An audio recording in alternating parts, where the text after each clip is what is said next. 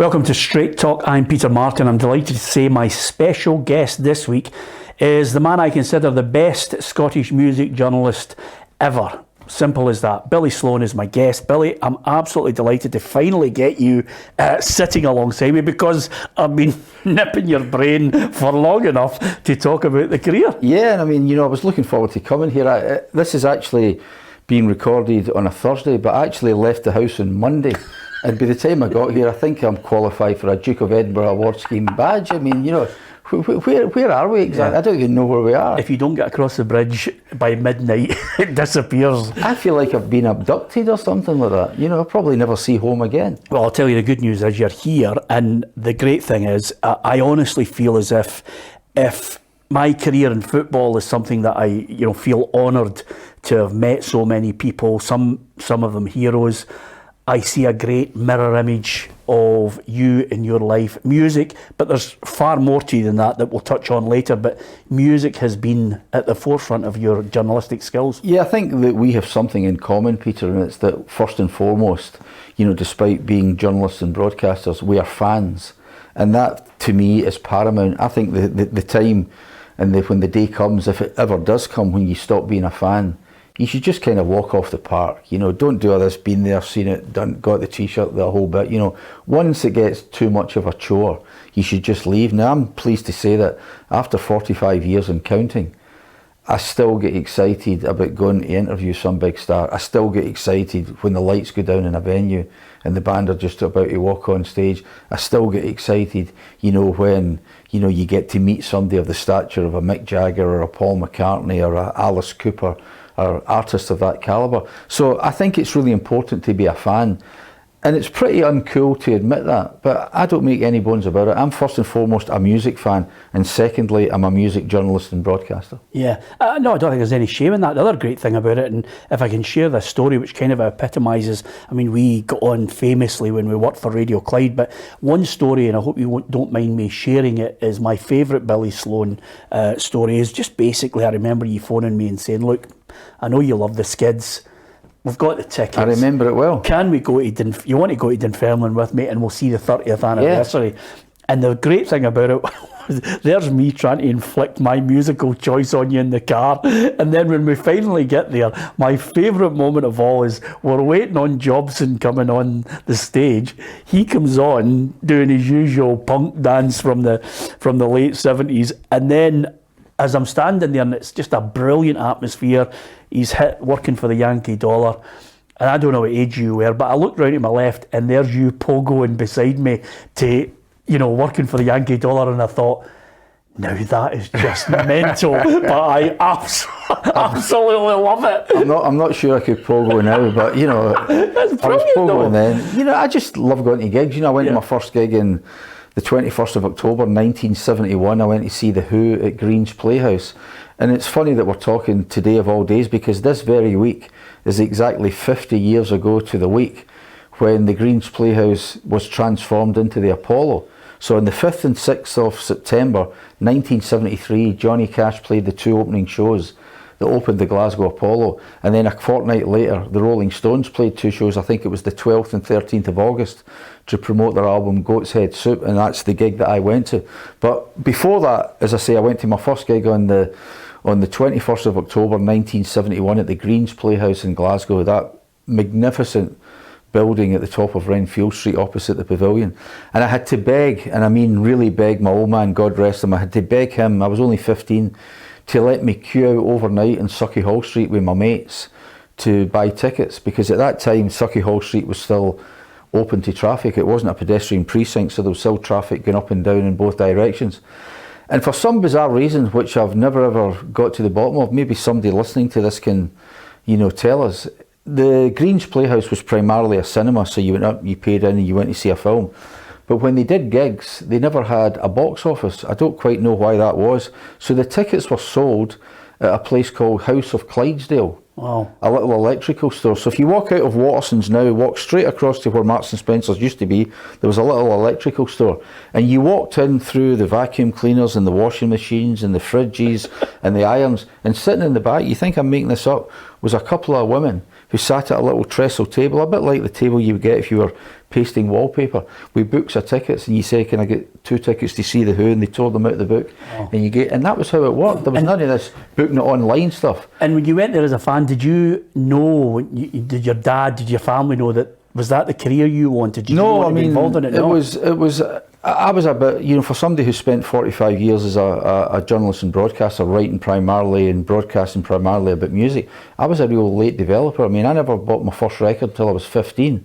I went to the Boys Brigade camp with the 200th BB. We went to Rill that year in Wales, and I spent most of my camp money, my allowance for the whole 2 weeks, buying my first single and my first album from Woolworths. Right.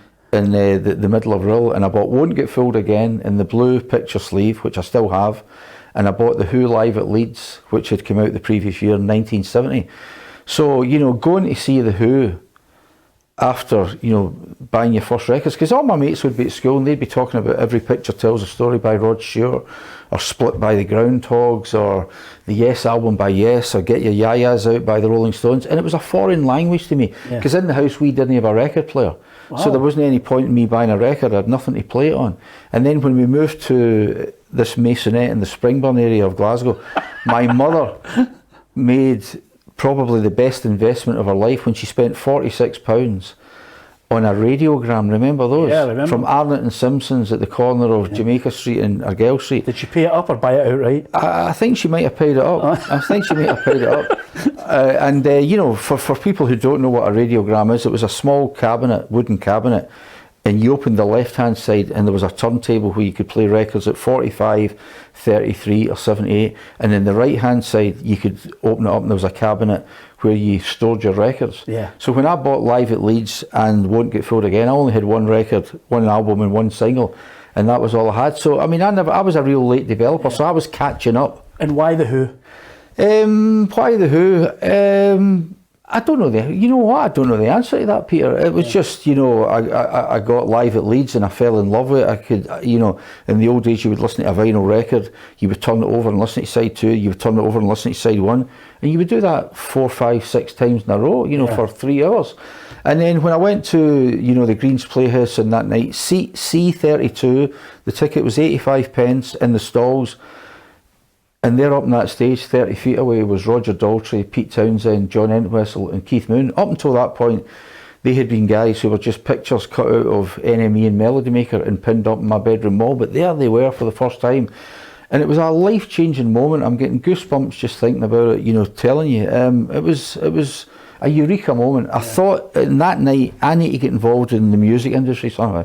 I think I was realistic enough to know that I didn't have the vocal talent, or I didn't have the talent as an instrumentalist to play anything. So I thought, how am I going to do that? I'll try and get in through journalism and maybe I can write about music. So it was as life-changing as that. And in fact, I was interviewing Pete Townsend from a BBC show just a couple of weeks ago. It goes out on the 16th of September. And I was telling him how that first night is the reason that 45 years later I was sitting talking to him and interviewing him for the programme. And he came out with a great line. He says, well, I'm really glad that the Who managed to get you a good job. But I mean, it's great. It's always a good insight to, when you buy a record, or why the band that you're into. I mean, there's a band that I know that I love and you absolutely love, and you're far closer to the boys than I ever will be. Because I had such a huge family with great musical talent and vastity of musical taste, I love the Beatles. Yeah. And then if somebody said to us, yeah, but what about your own generation when you grew up? And I said, well, I'm sorry, simple minds. I think if you're a music fan, you cannot ignore the Beatles. Yeah. Now, McCartney's 81, he's just about to go and tour in Australia. He still wants to play. Yesterday, the Rolling Stones announced their first studio album of original material for something like 18 years, Hackney Diamonds. And, these are the guys that we grew up with. And I hate to say it, but in 10 years' time, you're not going to have Mick Jagger or Keith Richards or Paul McCartney or Bob Dylan or Pete Townsend or Elton John or Rod Stewart going out on tour, because, they'll just be, some of them are in their late 70s, early 80s now, they're just not going to be able to do it. And I find it terrifying to think that we're going to be left with Ed Sheeran and Sam Smith and Kasabian. I mean, for as long as I've been buying records and going to gigs, I've been able to go and see the Who and the Rolling Stones and McCartney and David Bowie when he was still alive, and Rod Stewart and the Kinks and people like that, but in 10 years' time we're not going to be able to do that. And I just feel blessed that I lived through that period, but I also feel quite frightened that, in 10 years' time we're not going to have that. And I don't see anything coming through. It's like that old advert that's on the radio for, I think it's for a furniture store or something like that. It says, when they're gone, they're gone. And when Bob Dylan's gone, Sam Smith and Ed Sheeran ain't going to replace him. Mark my words. Well, with that in mind, I want to touch on that because obviously music moves on, and you try and pass on your musical tastes. If you've got kids, and you hope they start to enjoy the same music as yourself. I mean, from your own point of view, is there still, you said there's still the same enthusiasm because you're in a job you love. Is there a band or an artist out there who's a modern day artist that suddenly still ignites that feeling of, oh my God, I'm so glad I'm still in this game? I think it's just a sort of combination of all of them. I don't think, to be realistic, there's a band that's come up in the last 10 or 20 years that you think, right, in 50 years' time they're still going to be around. Probably the closest to that, and they've been around for a lot longer than 20 years, are likely to be somebody like Coldplay. Now, they're one of the biggest bands on the planet at the moment, and the good thing about going to see Coldplay is that every time you see them on stage, they look as if they're enjoying it even more than the audience. They're so into it, Do you like him as a person? I mean, Chris Martin's a lovely person, a nicer guy you couldn't meet. He really is. And I'm sure we'll be talking about my book later on, but, in the book, the very first line of the book in the introduction, I say that I was actually the lead singer of Coldplay for a 24-hour period. And Chris Martin was not aware of this. He probably still does not know to this day that he'd been temporarily replaced. I can tell the story if you want. Fire away. What happened was that I was interviewing Guy Berryman, who's the bass player of Coldplay, and he's the only Scottish member of the band. He's a lovely guy, comes from Kirkcaldy. So we went through to interview them in a hotel in the top of the Royal Mile, and it was just when they were on the cusp of going from venues to arenas. They were playing the Corn Exchange in Edinburgh, but the next time they came round, they had graduated to the SECC. So I did an interview with Guy, who's a lovely guy, lovely person. And at the very end of it, I said, look, we need a picture. It was for the Daily Record. I said, we need a picture of Coldplay. I said, we don't just want to take a picture of you sitting in the hotel. It could be any hotel, anywhere in the world. Can we get you out standing on the Royal Mile? We'll take a snap. Everybody looked at the Royal Mile, was instantly recognisable. You would never be able to do that now because there's too big a band to do that. But they agreed to, so we got the photographer, we stood them in the Royal Mile, took a picture. And of course, as I do, I said, can I get a picture with the band? So I went up and stood at the front, got the picture of the band, and that was another one to add to my collection. So about 3 or 4 weeks later, a story broke that, a lot of the farmers in the UK were suffering from, their cattle were suffering from, foot and mouth disease and mad cow disease and all that kind of stuff, and they were having to be culled. Yeah. So a lot of farmers faced, going out of business and, and their livelihoods being sort of, decimated overnight. So Michael Eavis, who's the guy who runs the Glastonbury Festival, he decided that he was going to stage a Farm Aid gig, the first ever Farm Aid gig in the UK. It was set for, I think it was the Millennium Stadium in Cardiff. And he got a whole load of bands to, agree to take part in it. I think Ash were going to do it, Top Loader were going to do it, and top of the bill were going to be Coldplay. Yeah. So this was big news, as you can imagine. So The Independent were doing a big story on it in the following morning. And I think they share the same database for photographs that the Daily Record did. So some enterprising sub-editor went in and put Coldplay and got all these pictures on his screen. And he just picked the most recent one, which was a picture of the 4 members of Coldplay and me standing at the front with the amps holding and put it in, right. So of course, Farm Aid, Coldplay are going to be headlining this show to raise money for the farmers. And Chris Martin's almost standing at the back, almost like sort of as if he's photobombing the picture. No sooner had The Independent hit the streets when my mate, who's a guy called Murray Chalmers, who does Coldplay's publicity, he's their publicist, he got a phone call for Murray, have you seen The Independent? Who's this guy? We've never seen him before. Who's this guy? So Murray, of course, hadn't seen the paper, went out and bought it, thought, oh my God, and had to phone up and tell them that the guy's okay, it's just obviously been a mistake. But for a 24-hour period, according to The Independent, there it is in black and white. I have a copy of the original article.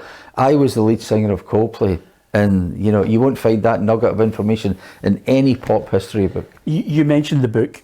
Why the book? Why now?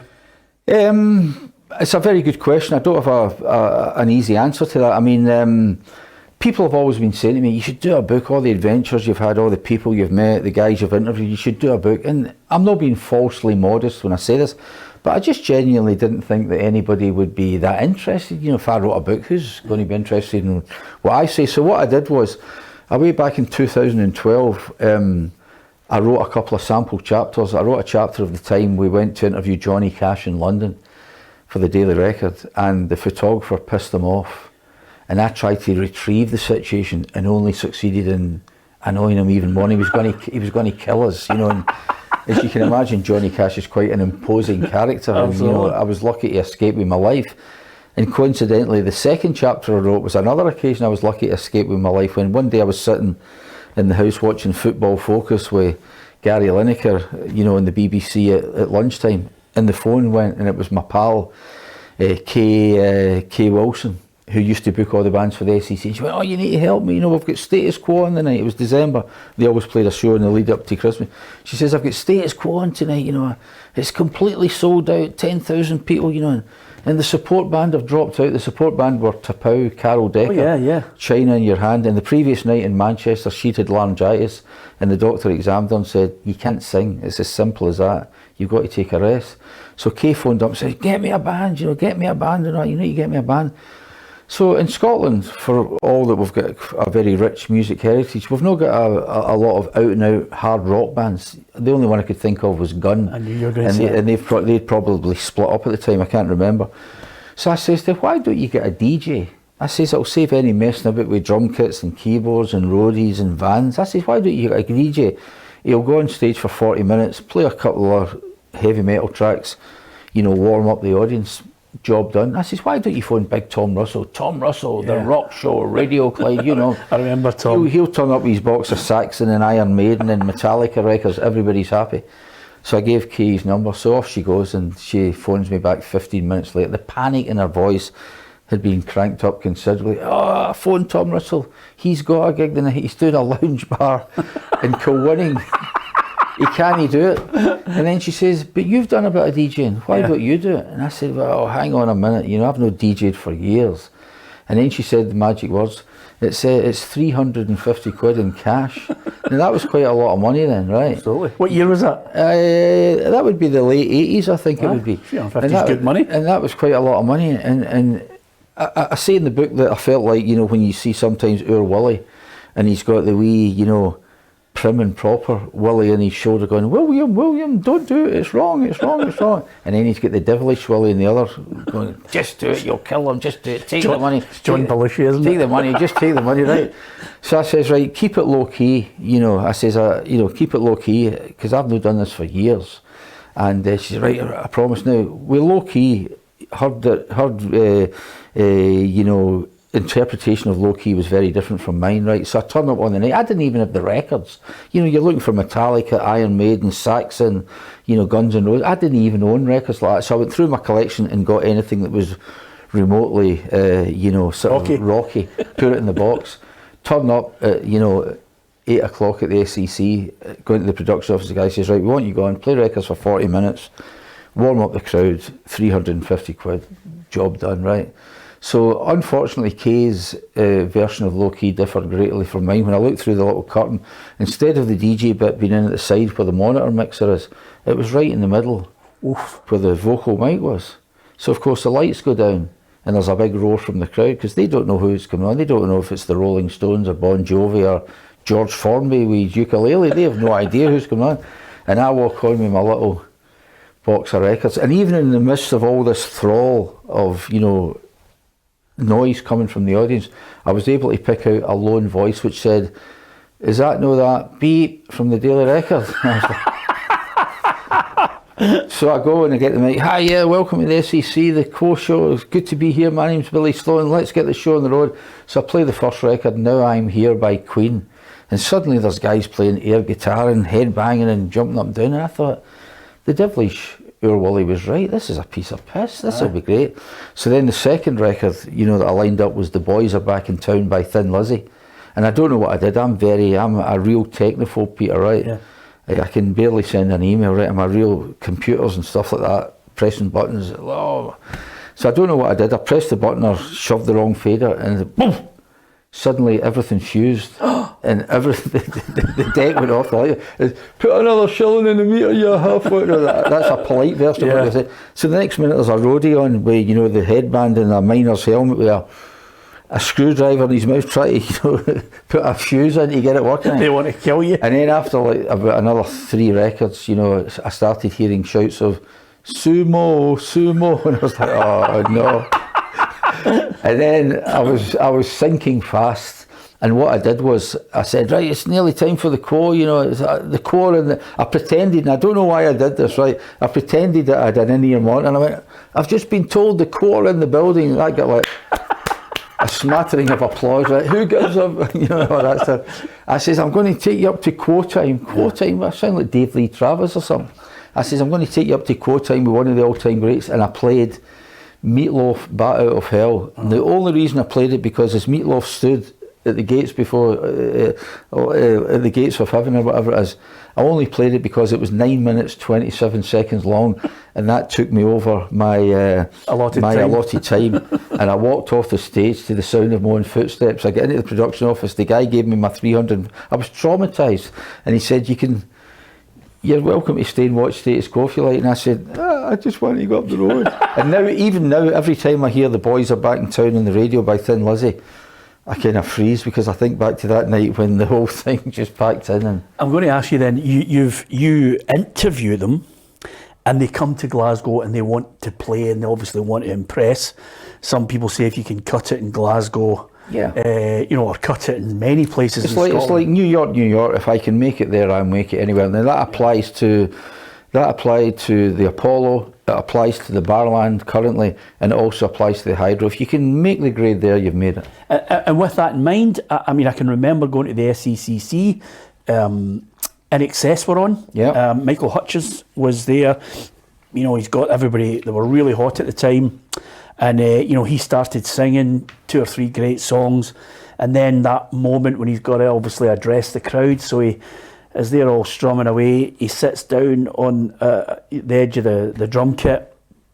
And he said, you know, I love being here in Scotland. He said, I was at what you call a loch. He said, it's a lake, right? And he didn't realise it. He didn't realise, you know it's coming next, right? Yeah. He didn't realise the whole place went silent, and all you could hear was a Glaswegian just saying, just sing, you Aussie bastard, right? And I thought, welcome to Scotland. It doesn't matter how talented you are, get on with it. And that's my point. You've seen 1,000,001 shows. Is there somebody that you thought they're going to absolutely nail this, and they just died in their arse?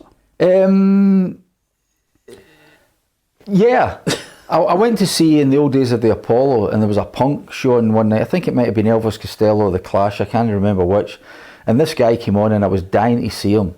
And it was John Cooper Clarke, the punk poet. So he comes on, you know, he's not got a guitar, there's no any music. What's going on, right? And he's got this really thick Mancunian accent.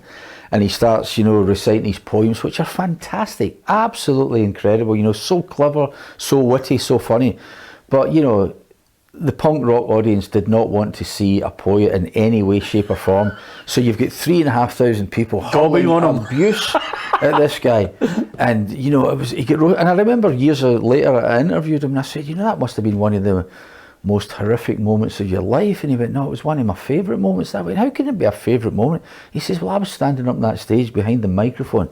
No guitar, no drums, no keyboards, no bass, nothing. Just my little book with my poems in it. He says, and 3,500 people simultaneously hated me with such venom. He says, I thought that was a real result. But then there's an even better one. You know, I worked in the Greens Playhouse before it became the Apollo, when it was as a steward. And, you know, so I was one of these annoying guys that when you stood up to dance, I shone a torch in your face and told you to sit down, you told me to piss off you.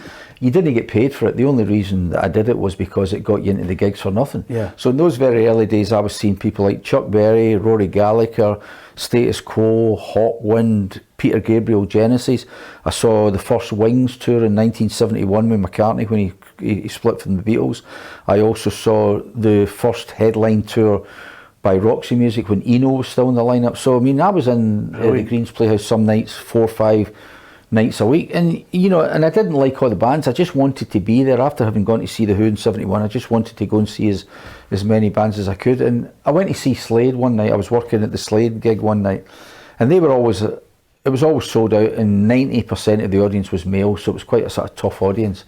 And this guy walked, the lights went down, and nobody in those days was remotely interested in seeing the support band. So the lights went down, and this guy walked on stage on his own.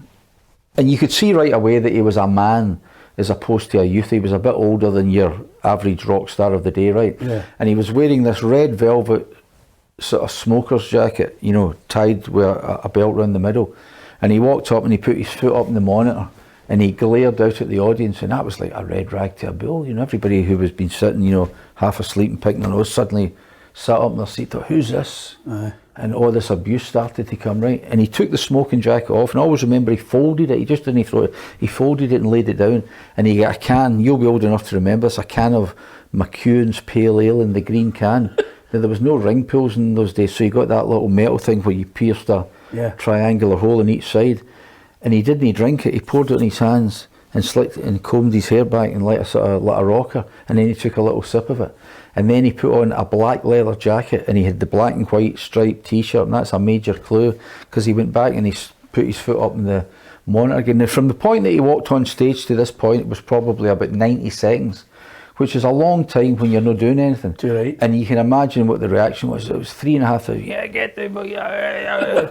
I mean, I've never heard abuse like it in all my life, right? And he just looked at the audience, and he had a teacher's cane that he kind of, you know, was sort of brandishing, and he went, ladies and gentlemen, boys and girls, I'd like to introduce you to my band, the sensational Alex Harvey Band. And then somebody somewhere pressed the button and it went do do do do do do do do do do, the start of the Faith Healer. Magic. And Zal Clemenson came on dressed in the green kind of clown outfit. Chris Glenn came on with a big blue leather jockstrap. Hugh McKenna came on, you know, the keyboard player, with a big sort of silk, you know, dressing gown with a floppy hat. Ted McKinnon behind the drum kit.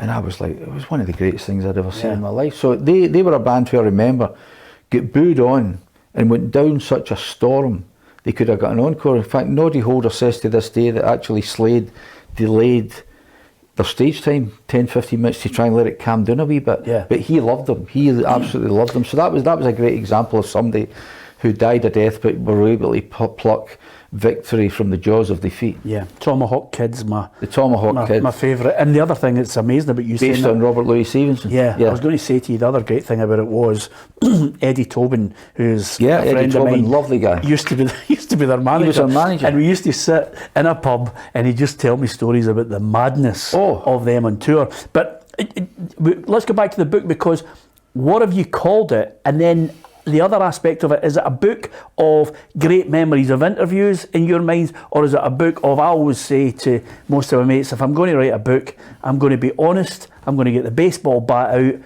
I'm just going to leather people for my experiences of them? Or is it everything is Dorothy, it's the land of Oz, and it's all purple and lovely and yellow? It's not Dorothy by any stretch of the imagination, but it does encompass some of the things that you're talking about. The book is called One Love, One Life, because I've got one love, one life, which is music, you know, apart from my family, obviously. And that's a line from the U2 song One. Yeah. And the actual full title of the book is One Love, One Life, Stories from the Stars. And it's a kind of combination of me revisiting interviews with people like Paul McCartney and Stevie Wonder and the Rolling Stones and, you know, Smokey Robinson and, you know, some people who, you know, are the founding fathers of modern rock and roll. So there's an element of that in it. There's also an element of you know, some of the crazy situations I get into. You know, there was times where you literally had to pinch yourself to say, is this real? Am I really here? And I'm thinking about things like, I once went to Milan to interview Grace Jones, and we got there with Murray Chalmers, the guy who was, I mentioned earlier, the publicist for Coldplay. He also did Grace Jones at the time for Parlophone Records. And when we got to Milan, she'd been out the night before with her entourage, right? And they'd gone to a party, and she hadn't get back until, you know, 6 o'clock in the morning. And she took the phone off the hook and put the do not disturb sign on the door and forcibly told the management of the hotel under no circumstances was she to be disturbed. So we get to Milan, which is a place, lovely place, which I'd never been to before. Yeah. And we kind of hung about for 24 hours, never saw Grace, never saw our manager, never saw any of our entourage.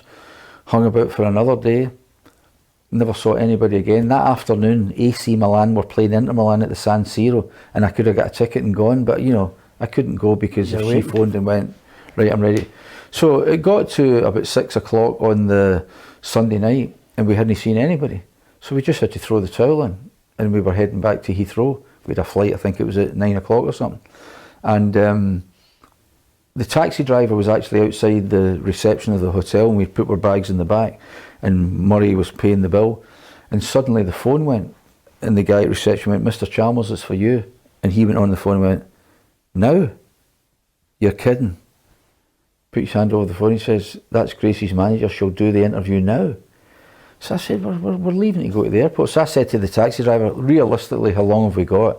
He went, well, it's a Sunday night, the traffic's not going to be too bad. He says, so you've got 20 minutes. He says, but we'd need to be off and running in 20 minutes, so you're going to miss your flight. Wow. So we get led up to this room on the 4th or 5th floor, and we get taken into this suite. And when I walked in, it was carnage. There was all these various males and females, beautiful looking guys, beautiful looking women, all lying about on the couch and the floor and the bed in various stages of undress. There was room service trays lying with half-drink, box of champagne and melons which had been half-eaten and all that. And so I did a quick kind of cinematic pan of the room, and there's no Grace. I thought, where the hell is she? So a security guy waves me over. He's standing at the bathroom door, and he said, she's having a bath. You're going to have to interview her when she's in the bath. And I thought, I kept waiting for the punchline, and there wasn't a punchline. Yeah. And I went, are you sure about this? He went, absolutely. So he takes me in, and there's Grace Jones lying in the bath. So she's lying all covered in soap suds, a bit like when you saw Joan Collins in Dynasty. She was sort of hiding her modesty underneath a cloud of soap suds. And I never had any time for any niceties. I just had to get in and steam in. Yeah. What, into the bath? No, I didn't get in the bath. I didn't get into the bath, or there was been a flood in Milan. So I just sat down. You think I'm making this up? I sat down on the toilet seat. Aye. I put my tape machine on the B-day. I pressed play and record, and I was as close as Grace Jones as I am to you, and interviewed Grace Jones for the next 20 minutes in the bath. So do you like her? Oh, I love her. I'm a huge fan. And then, of course, you know, soap suds are made of bubbles, and bubbles dissolve. So she got the sort of shower head and kind of fluffed them up again. But then she just didn't bother. And she's lying there completely and utterly, as you do when you're having a bath, lying totally bollock naked. Yeah. And she's a beautiful, beautiful woman. She still is. But there was lots of eye contact because, you know, I'm having to, because I don't want to stare down for obvious reasons. Yeah. And she was great. So at the very end of it, I thought, people are not going to believe this. I said, can I get a photograph? expecting the publicity photograph. No, expecting the security guy to grab me and haul me out. So I've got this great photograph which I'm happy to send you for the programme if you want it, of Grace Jones lying out the bath, giving me a cuddle all covered in soap suds, and I'm sitting in the toilet. Now, about 4 weeks later, I was out at a gig one Saturday night, and my old man, God rest him, phoned me. Says, hey, I was just watching the Dame Edna Everage show on ITV. She had a chat show, or he had a chat show, Dame Edna Everage, on a Saturday night on ITV. You've just been mentioned. Grace Jones is on. You've just been mentioned on the show. I says, and of course, you couldn't. There was no such, watch again facilities or iPlayer or anything like that those days, and I didn't know anybody had taped it, so I never ever saw it. Yeah. So, spin on. That would have been the mid-80s. So spin on, all those years till last year. I was interviewing I was interviewing Guy Garvey from Elbow. Yeah. And he does a brilliant programme called Guy Garvey from the Vaults, which is on Sky Arts. And what he did was he went into the ITV vault, which has got the biggest television vault in the world, sport, news, music, movies, interviews. And he got all these, clips of The Clash on, some TV programme in Newcastle, and the Sex Pistols and something else with Tony Wilson. Stuff that you've either seen years ago or you've never seen it at all. Yeah. And he does it year by year. So this year it was 1989, and I'm sitting in the TV watching 1989. And lo and behold, they show a clip from the Dame Edna show. and Grace Jones was a guest, and she talks about it. Uh-huh.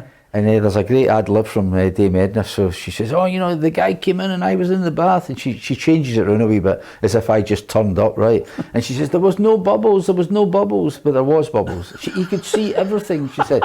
And she says, the guy sat down, she says, and, you know, and after a while, you know, he could see I was relaxed and he relaxed. And Dame Edna shouted, I bet you were pleased about that, dear.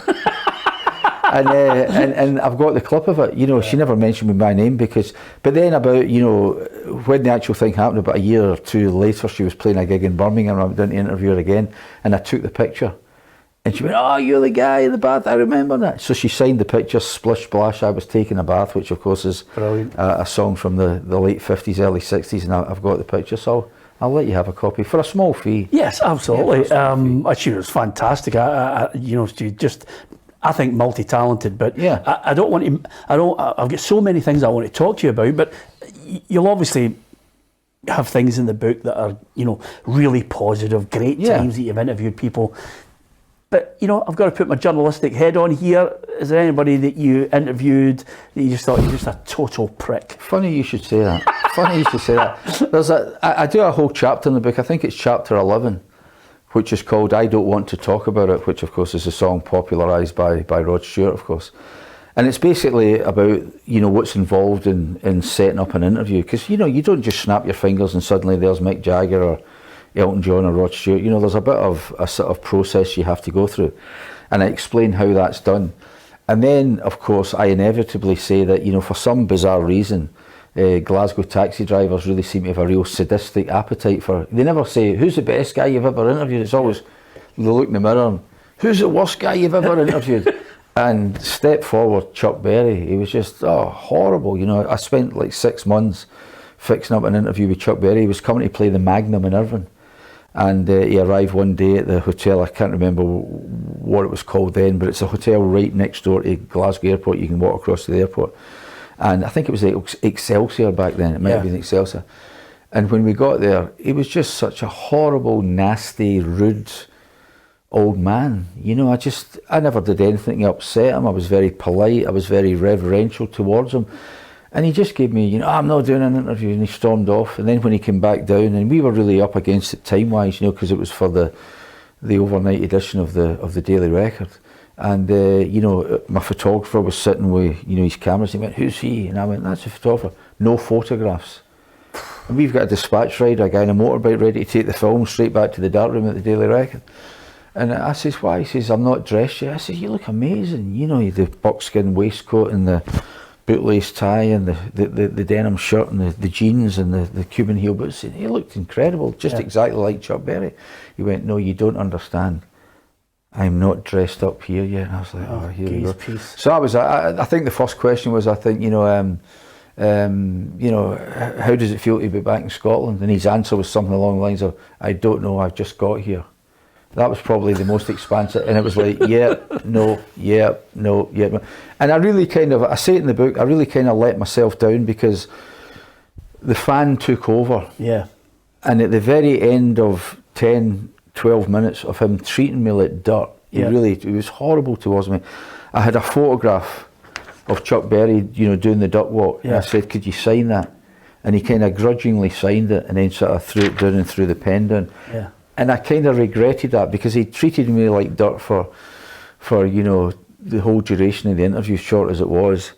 And I kind of let myself down by the fan taking over, and I shouldn't have indulged him by asking for his autograph. And I say in the book that, you know, it's always been my intention to profit from Chuck Berry in some way, you know, because if you look on eBay at the moment, you know, a signed Chuck Berry picture's like 250 quid. But I don't even have the enthusiasm to go into the filing cabinet and get it out and list it and send it to somebody. And it was a shame because I loved the guy and I loved his music. So he was awesome. Mariah Carey was terrible. I had to sit about 30 feet away from Mariah Carey. I'd have been better sending her semaphore signals to try and ask her the questions. And there's a big room full of people. And I don't think you're alone with that one. Any time you go to ask her anything that's a little bit, you know, somebody jumps in and goes, oh, you can't. And who else? Brian Wilson. I love Brian Wilson, but he was just kind of, there's clearly a sort of 30-minute period in each and every day when he's in interview mode. Yes. And I've interviewed Brian Wilson on 3 occasions and never got him during that time.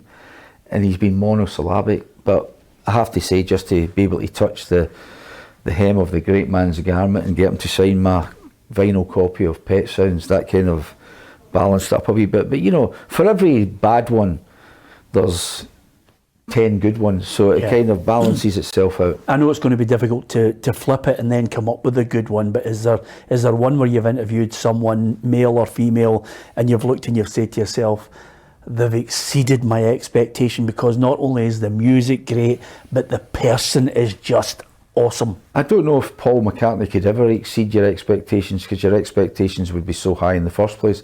But I mean, I've been lucky enough to interview him on 4 separate occasions, and for half an hour each time. Now that's only a total of 2 hours, which is not an awful lot of time out of Paul McCartney's life, but when you think that 4-hour period is longer than it took him to write the majority of his classic songs, you know, so you know, when you're sitting in a room with Paul McCartney like I am with you, and he's talking about sitting across the kitchen table playing his guitar left hand as John Lennon plays his right hand, it's almost like a mirror image, and they're writing songs together, you know, in a council house in Liverpool. I mean, it's magical, you know, when you're sitting with David Bowie and he's talking about, you know, living in New York and how he can lead a normal life and nobody bothers him, or where you're sitting in a room with Mick Jagger, who's like incredibly professional and a real business, you know, Keith Richards, you know, Peter, you know, you want some Jack Daniels, you get Peter a drink, you know. Keith Richards is what you think, but Mick Jagger is almost like a Wall Street broker. The only difference is he's wearing a burgundy suit and a pair of Cuban heel boots, but there's a lot of eye contact and a lot of, you ask him the question and he kind of mulls it over for a couple of seconds and then he answers you. So, you know. Were you a McCartney fan or absolutely. Lennon? Were you Lennon or McCartney? All of them. Yeah? All of them. You know. See, that was all McCartney, because I thought he was the genius. Lennon had these great moments and he had these terrible moments, but so did McCartney. But, you know, the body of work speaks for itself. And, you know, getting back to the whole fan thing, you know, when I started doing this for the Daily Record in 1983, the editor was a great guy called Bernie Vickers, and he wanted me to, if I was interviewing McCartney, to come back with a picture of me and Paul McCartney. And there was 2 reasons for that, right? Number one was that, you know, it's very difficult to get to somebody like Paul McCartney because he has a sort of security blanket of managers and publicists and minders and all that kind of thing. And a lot of the times you read exclusive interviews in the papers these days, and it's even easier now with the internet, with so much information, or should it be misinformation, available. And he wanted to show that even though it was virtually impossible to get to the Rolling Stones or David Bowie or Paul McCartney or Elton John or Rod Stewart or Bruce Springsteen, our guy could get to him.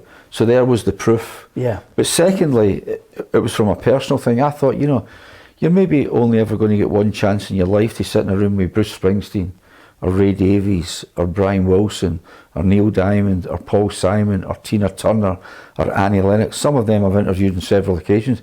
You would be insane not to have some kind of record of it. Absolutely. And I would always take along, you know, my albums. And the London guys never did this because they always thought they were too cool for school, and they always thought they were bigger stars than the stars they were interviewing. So I would always say, can you sign the album please? And, you know, they would expect you to say, it's for my pals, next door neighbours, wee boys, you know, Paperboy. And I would say, no, it's for me. And they would be quite surprised at that. So I've got a whole collection of to Billy and autographs and stuff like that. And, you know, probably worth a lot of money. I never did it for any kind of monetary gain. I just did it because I'm sitting with Paul McCartney. I've asked him to sign. He wrote I had a great picture of him sitting in his garden in Fortland Road in Liverpool, and his brother took it through the fence. It's quite a famous picture. He's only about 16, sitting with his little guitar, playing his guitar, and he wrote on it, "To our Wally, best wishes, Paul McCartney." You know, really? Magical, absolutely magical. And with that in mind, I don't want to miss out talking about some of the great Scottish talent, because I think it would be remiss of me not to pick your brains on it. But is there one particular moment? I mean, Grace Jones is up there. Is there one that's a mental moment? Is there one that got away? One that you always beat yourself up about and think, oh, I really wish I'd got that, or some circumstance? You always have a wish list. You know, top of the wish list would have been Frank Sinatra.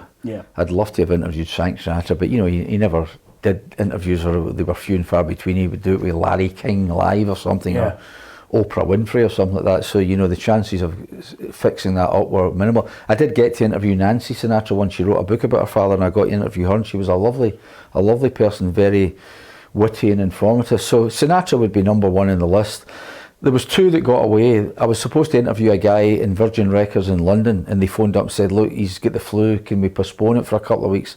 We'll reschedule. I went, yeah, sure. And then, of course, the couple of weeks became a couple of months, and sadly, whatever was wrong with me passed away and died, so we never ever got to do it, and it was Roy Orbison. Wow. My mate worked at Virgin Records at the time, and he came back one day at lunchtime, and there was a guy sitting in the chair waiting to go into an appointment, and the guy hadn't come back from lunch yet. He says, can I make you a cup of tea? Yeah, sure. And do you take sugar and milk? And he says, I suddenly realised I was making a cup of tea for Roy Orbison, the big O. So that was one that slipped through the net. But the top one was, there was I don't know what year it would have been. I think it would have been the 80s sometime. And Michael Fish, the weather presenter on the BBC, was doing the weather one night. And he says, we've got a letter here from, Ginty McGinty in Halifax. She said there's going to be a big storm tonight. I can put your mind at ease, Mrs. McGinty. Nothing's going to happen. You'll be okay. And then, of course, later that night, we had the mother of all storms right across the UK. Yeah. And I mean, it was bedlam. People were dying, and, roofs off of houses and trees being uprooted. And I was going down the next morning, to interview somebody in London. And I don't know how I did it, but somehow I managed to get down to Glasgow Airport. There was delays in the flights, managed to get on a flight, got to Heathrow, as soon as you got on the tube at Heathrow, it was like sardines. So you couldn't, when you next got to the next station, which was Hatton Cross, you could hardly get anybody on. I managed to get into the West End of London, and I turned up at 3 o'clock to do the interview. And the guy I was supposed to be interviewing wasn't there, because he lived out in Henley-on-Thames, and all the roads leading into the capital had all trees and mayhem. He couldn't get from his house into London, and it was George Harrison. Oh, wow. And they were going to rearrange it, and they never ever did. So Roy Orbison and George Harrison, they were the two that slipped through the net. That's up there. Let's talk Scottish, because obviously time is precious. I think I'll do Billy Sloan 2, the second interview, because there's so much more that I want to talk to you about, which is, another point, football, boxing, you name it, other celebrities that I know that you've been in their company. And it's great to talk to you, Peter, because I said right at the start, it's a fan talking to a fan, and I know that you kind of relate to what I'm talking about, because I've seen, we'll talk about it no doubt in part 2, if there is a part 2, the Floyd Mayweather thing. Yeah. And you were presenting it, but you were up there presenting Floyd the Money Man Mayweather. But you know why I like to... I don't want to get into this story too much, because we'll talk about it. There definitely will be a part 2. But the reason why I like the Floyd Mayweather, it relates to your experiences of people going, Mariah doesn't want to answer this, or Mariah doesn't want to do this, and there was an entourage saying he's not signing anything. Yeah. And I'm up on the stage, and I'm thinking, how gallus do you think you are, son? Here, get that and get your signature. I was sitting down in the body of the kit with Hugh Keevans, and I was punching there. I thought, Peter, what a great one to get. I was delighted for you, absolutely delighted for you. But from a Scottish perspective, and we've been in each other's company 1,000,001 times, and I'll see you at concerts, and we'll have a natter. I said I love the Beatles. I grew up, I've seen them 17 times. My wife just says to me now, I'll say, you'll never guess what, I've got a couple of VIP tickets. She just looks at me and goes, Simple Minds, piss off, I'm not going. And I loved them. And I've loved them since I was a kid. Yeah. And the best concert I've ever been to is the one that you just walked out onto the stage, King Tut's, 200 special guests, and they rocked it. Well, I mean, Simple Minds obviously play a big part in my career and my life. I went to see their first ever gig, which was in January of 1978. Now, I just went along to Satellite City, which was above the old Apollo. And there was a punk rock gig on, and the top of the bill, ironically, was not a punk rock band, was a reggae band called Steel Pulse, who just had a kind of minor hit around that time with a great single called Ku Klux Klan. And second on the bill were a band called Rev Volting and the Backstabbers, who became James King and the Lone Wolves. Bottom of the bill were a band called the New Sonics, who a few weeks later changed their name to Orange Juice and transformed the indie music scene in the UK. But sandwiched in the middle, number 3 in a 4-band bill, were a group I had no knowledge of whatsoever. and it was Simple Minds. So they walked on stage. There was Brian McGee on drums, and there was Tony Donald in second guitar, and there was who was in bass? Duncan Barnwell, I think it was in bass. Maybe I've got that the wrong way around. Charlie Burchill in guitar and violin, and then out front, welded to the microphone stand, was a guy who I'd never seen before, Jim Kerr. Now, he had kind of a page boy, quite a severe page boy haircut. He had the tight black jeans, the winkle picker boots, and he had a black priest's frock coat that a clergyman would wear, that he bought from Paddy's Market. And he just looked so ill at ease. I was going to say he looked like a rabbit in a car headlights, but that would suggest fear. There wasn't any fear. But he just looked as if he wanted to be anywhere else than standing in front of that microphone in front of 500 people and looking at the back wall. And he was just like no guy I'd ever seen. He didn't look like anybody I knew at school. He didn't look like anybody I knew in the football team, anybody I knew in the street. He almost looked as if he'd been beamed in from another planet.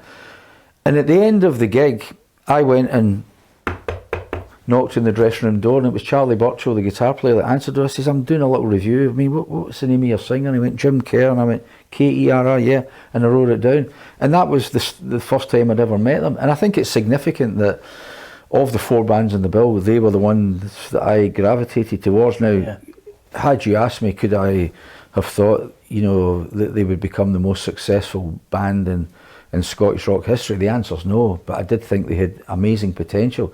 And when you think of things like Live Aid, Nelson Mandela, Wembley Stadium, #1 albums, #1 singles, taking their music all around the world, and that was the start of a kind of growing and enduring friendship. I met Jim and Charlie yesterday. They did a little bit for the book, and I know why you're friends with them, though. Do you know why?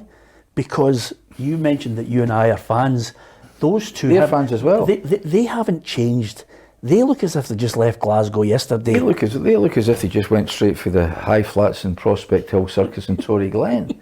And it can get a bit cheesy saying, working class upbringing, being brought up in a tenement, but that was a pivotal time in my life. And when they went into the high flats, up on the 11th floor or whatever it was, you could have a panoramic. It was like going to Manhattan or something. And Jim in particular is one of my closest friends, and he very kindly volunteered to write the foreword for the book. Brilliant. And I said to him, feel free when you're doing this. I said, if you want to put the book in, or you want to, have a laugh. Because when I go on tour with them, they call me Alive and Eating, because they say that if you're ever looking for Sloan at a Simple Minds gig, he's easy to find. He's in catering. He's in catering, right? And I remember once they were playing in Avignon, and it was on the Street Fighting Years tour, and the first song on the set was the title track of the album, and of course it starts off with this really haunting bass line, doom doom doom doom doom doom doom doom doom doom doom doom doom doom. And Jim, you're not aware that he's not on the stage, but he's behind the drum kit, Mel Gaynor's drum kit, and he's kind of crouched down, but he sort of stands up to his full height, and then he goes down this zigzag catwalk, and he's got it timed perfectly till he gets to the front microphone to sing the first line of the vocal of Street Fighting Years. He's got it timed to a T, right? He used to call it his Phantom of the Opera moment where he came down the catwalk. So I'm in the pit, taking pictures, with all the rest of the photographers, and I'm literally from here to there away from him, and he gets down and he's got this big sort of silk coat, and they've got a fan and it's kind of blowing in the breeze, and he gets right to the microphone, and just before he delivers the all-important first line of Street Fighting Years, he goes in the pocket of the kit of the coat, and he throws me down a double Kit Kat. And as I say in the book, a great review was assured, and so I said to him, if you want to have a go and have a laugh, I'm not taking myself too seriously. But he kind of went totally the other way and was really serious about it and really put his heart and soul into it, because he's a good writer. And in the book he says I'm his blood brother. And then he also says that, I'm getting quite emotional just thinking about it, he also said that he loved me. In the book he says, I've got a few friends, he says, really close friends that I really value, and I've never told any of them that I love them, because you're from Glasgow and you're meant to be made of granite and rainwater, you're meant to be tough and you don't do all that kind of stuff. And it's a thing he would never say to my face, but he told me in the printing of my book. So that was kind of really special, because not only am I a good friend of Jim's, he's one of my 10 closest friends in the world, but I was also great friends with his late father, Jimmy, and his late mother, Irene. And, you know, they brought up a young lad called Joe Donnelly. So I always say, you know, Joe Donnelly was the 5th Beatle. I said, but I'm the 6th Beatle. And she went, we're quite happy to have you as the 6th Beatle. And I was really close to the two of them. They're sadly gone now. But, you know, Jimmy and I had some great adventures on the road. You know, we went to Brazil once with Simple Minds in 1988, I think it was, when they were playing a thing called Rock in Rio.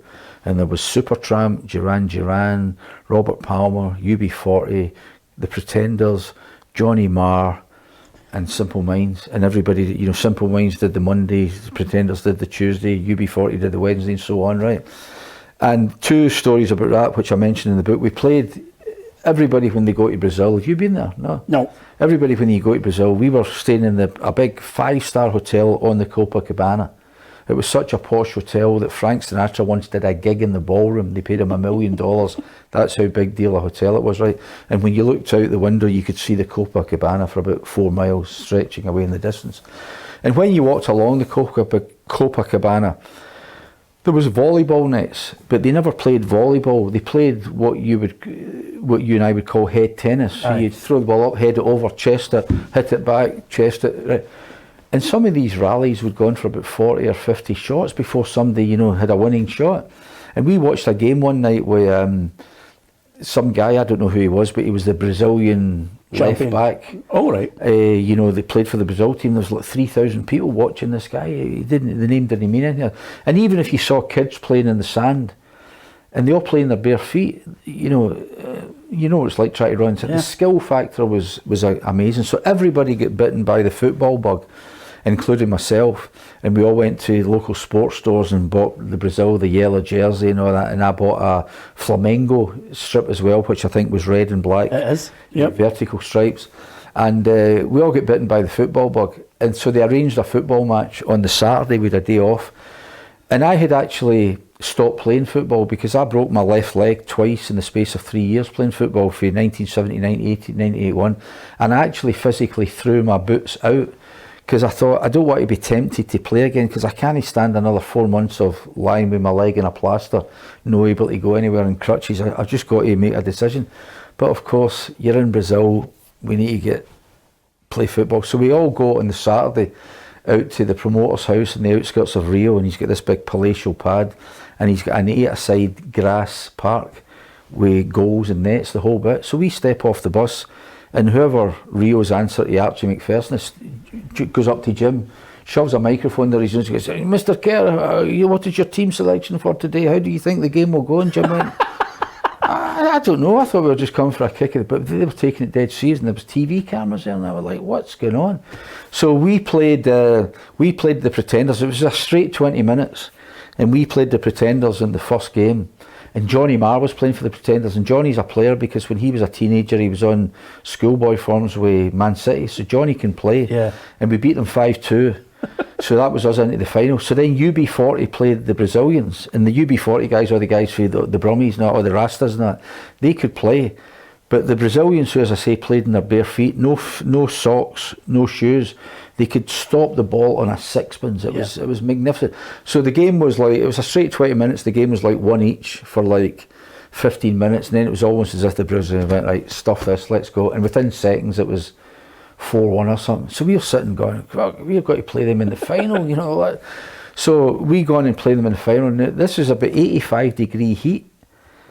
As I say in the book, you know, I couldn't even breathe, let alone shout to somebody for a pass. Yeah. And the Brazilians didn't look as if they'd a single drop of perspiration in their face, and they were all laughing and joking. We couldn't even breathe.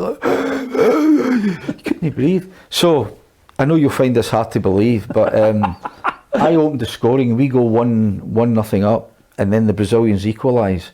And then Jim Crell's brother Paul, who was the tour manager at that time, he scores the second goal. We go 2-1 up. Now Paul had been scouted by Liverpool when he was young, and he could have made it. Yeah. He had a decision to make at one point: is it music or is it football? And he chose music, right? And then the Brazilians equalised, and it was 2-2. was about 10 minutes remaining in the game, and then Paul had the ball and he was kind of shielding it, and this Brazilian guy went in to try and get the ball off him, bearing in mind that he's in his bare feet, and Paul sort of shoved him back in the Brazilian guy, and Paul whacked him with his elbow right in the face. Now in this modern day of VAR, it would have been a straight red card, no doubt about it, right? Then the next minute, you know, it's a pitch battle. Full scaler. The full scale. Charlie Burchill ran the whole length of the park and gubbed this guy. So the Tory Glen boys get back to normal. The Gorbals die. So the referee abandoned the match for fighting. Can you believe that? I mean, it's been filmed for, you know, the sports programme in Rio, right? And we all go into the dressing room, there's big arguments and all that. And I says to Jim, I says, what are you doing? I says, you know, the previous night you were on stage in Rio giving it, you know, Amnesty International, the white dove of peace, and the next minute you're knocking lumps out of this guy.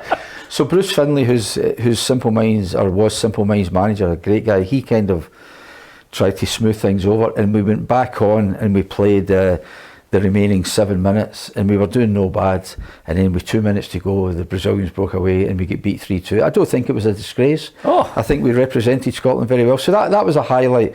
Also in Rio, another two very quick things. I was in my room one day and Paul Kerr phoned up, Sloaney, Totty's going. I said, Totty's going, where have you been? I've been phoning your room for the last half an hour, where have you been? I says, I was at a walk. I was sitting in there was a wee cafe we used to sit in outside the hotel, which was a lot cheaper than try to get a Coke inside the hotel, and we used to sit there and watch the world go by. He says, you'll never guess who I met in the wee cafe. I said, we're in Rio, you don't know anybody. You'll never guess who I met. He says, I met Ronnie Biggs. Wow. The great train robber. He was still on the run at the time. And he says, I was sitting talking to him for ages. He's a great guy. He ran a nightclub, he fronted a nightclub for some guy. We're going to his nightclub tomorrow after the gig. So we go and play the gig, and we go on the bus and we go away up somewhere up the back of Ipanema Beach. I don't even know where we were going, and we went into this nightclub, and there was Ronald Biggs, your man, and he says, I shouldn't be talking to you jocks, because the last jock I spoke to tried to kidnap me. That guy John Miller, they tried to kidnap him and take him back and claim the reward money. And Jimmy Kerr, Jim's dad, and I sat with him, we all got pictures taken with him, and we sat. I'd read a few books, and so had Jimmy, about the great train robbery. It's an incredible story, and his story is amazing, and he sat and told us the whole thing, chapter and verse. But just finally with Jimmy, one of the highlights were, Jimmy used to work in the building sites all his life. He was a hod carrier, so you can imagine what a tough guy he was, with all the bricks on his shoulder going up and down ladders, right? So he was a wee grafter, Jimmy, a lovely man. I just loved him and still love him dearly. And we went up to the top of the Corcovados Mountains to Christ the Redeemer, the big statue that's 100 feet high. It's one of the modern wonders of the world. And I mean, you're up above the clouds. I mean, it was breathtaking, absolutely breathtaking. And we're up there, and I could see there was some trouble in Jimmy, and he's kind of stroking his chin, and his face is all screwed. I said, Jimmy, what's wrong? He says, I just don't know how they did it. And I went, what do you mean? I says, it's one of the modern wonders of the world. He says, but I don't know how they did it. And I went, did what? He says, did they bring the concrete up pre-mixed, or did they mix the concrete on the site? I went, what? And he went, they must have brought it up pre-mixed, because it would have been too big a volume of concrete to mix it on the site. They must have brought it up pre-mixed and poured it straight in. And I went, once a builder, always a builder. So we're at one of the modern wonders about, and he's worrying about how they get the concrete up to the top of the mountain. Brilliant. That's why there's got to be a part two. There's so much more I could talk to you about. Just before we go, I know it's a tough one. I know it's going to have to be one of those ones where you're going to have to try and nail it for me quickly. Your top 5 favourite songs of all time. I wrote them down last night, and in the space of going from last night to today, they've probably changed. And if you ask me in a week's time, they'll have changed again. But I tried to pick 5, some of which you'd maybe expect, some of which you wouldn't expect. Number 1 would be Quicksand by David Bowie from the Hunky Dory album in 1972. It's just a great lyric, a great performance. It starts off really quiet, builds to this big epic climax. And of course, that was the song that when he played the Barland as a solo artist in 1997, he walked on stage on his own with a guitar and kind of played it. But if you took a drink, and started playing it, and then the band came on, and one by one they plugged in. So that would be one. One by U2, which of course supplied the title of my book, One Love, One Life. I could have chosen any number of U2 songs, but I just think that was the one that the stars aligned, and it's just, from a U2 point of view, it's absolutely perfection. The lyrics, the arrangement, the playing, and Bono's vocal. He never gets enough credit for being a great singer. He's a brilliant singer, and he very kindly sent me a lovely message for the book. We used a little line from it on the front cover which says, "I'm one of his biggest fans." Imagine Bono saying that about me, but I know that it came from the heart. He's a lovely, lovely man. I've also chosen Donna Summer's State of Independence, which is my all-time favourite single. It's her version of the John and Vangelis song that was originally done by John Anderson of Yes. And I saw her in a TV show years ago where she was on with this big choir of kids, school kids, and she did it. And it's one of those songs that every time I play it, it always cheers me up. It always gives me a spring in my step. So you can't ask for anything more in a 3.5 minute pop record if it's that kind of effect on you. But I've kind of given you a couple of curveballs. I talked about Sinatra earlier, and in 1974 he played a gig, or a series of gigs, at Madison Square Garden called The Main Event, where he performed in a boxing ring and the audience was 360 degrees around him, and he was announced on stage by the legendary American boxing announcer Howard Cosell. And he announces, I'm on stage, and he comes on. Here comes Frank Sinatra. That's exactly what he's like. And it's a version of that where he sings, "I've Got You Under My Skin," and he gets to the end of the song, and a woman shouts out from the audience, and in a brilliant ad lib he goes, "Where does it hurt you, baby?" And then they start singing a reprise of the song. So it's got to be that version of that song from the Madison Square Garden Main Event. And last but by no means least, and this is maybe the most unusual one, but it shouldn't be, is I'm a huge fan of the late great Edith Piaf, the French, torch singer. If I could wave a magic wand to go and see anybody that I wasn't lucky enough to, you'd have the Beatles, and you would have who else? The Small Faces, and you'd have Dusty Springfield. But near the top of the list, if not at the top of the list, would be Edith Piaf. I'm a huge fan of her music. She sings in French, so half the time I don't know what she's singing about, but I don't care. There's a song called La Foule, L-A, new word, F-O-U-L-E, and if you get a chance later on, look up the clip on YouTube where she's standing there with a little black dress. She reminds me of my granny. My granny died when she was only 53, and she was a little slender woman. So every time I see Edith Piaf, it reminds me of my granny. And she does this little dance when she's singing the song. And I've got a great kind of Catholic taste in music. I like show tunes. I go to musicals all the time. I like popular opera. I like the Mikado. I like folk music. I'm not a snob about records, but they would be the five: David Bowie, Edith Piaf, U2, Frank Sinatra, and Donna Summer. But if you ask me in an hour from now, I'd probably have a totally different five to give you. Yeah. Well, listen, there's going to be a Billy Sloan part 2, but to coin the phrase, Edith Piaf, no regrets. I thoroughly enjoyed it. Thank you, Peter. Absolutely top draw. Thank you. Billy Sloan on Straight Talk. Hope you enjoyed it.